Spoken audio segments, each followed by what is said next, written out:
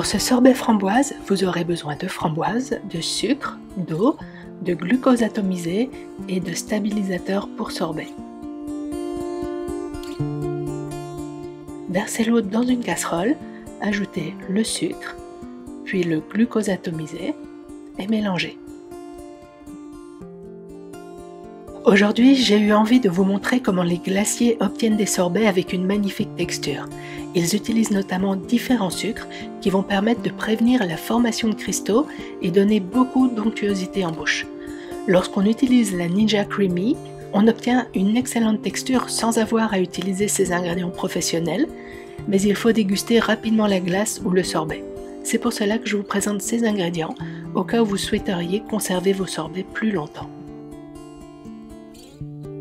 Lorsque le sirop atteint l'ébullition, vous pouvez le retirer du feu et le laisser refroidir.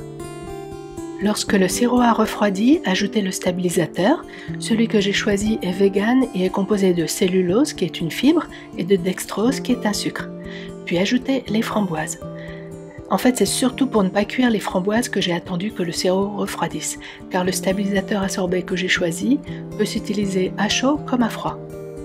Si cela vous intéresse, vous trouverez les liens de ces ingrédients professionnels en commentaire.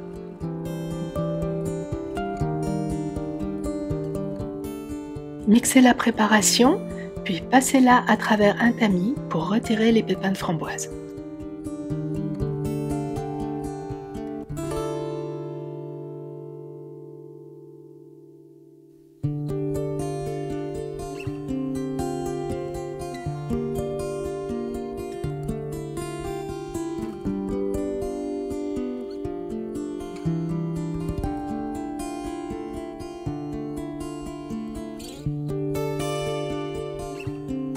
Versez la préparation dans le pot de la Ninja Creami et réservez 24 heures au minimum au congélateur.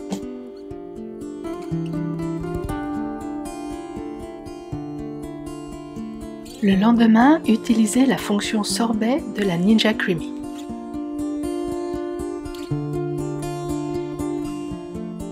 Voici la texture obtenue.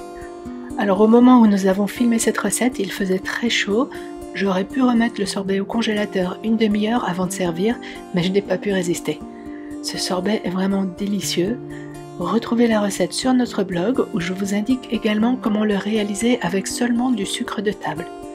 J'espère que cette recette vous a plu et je vous dis à bientôt.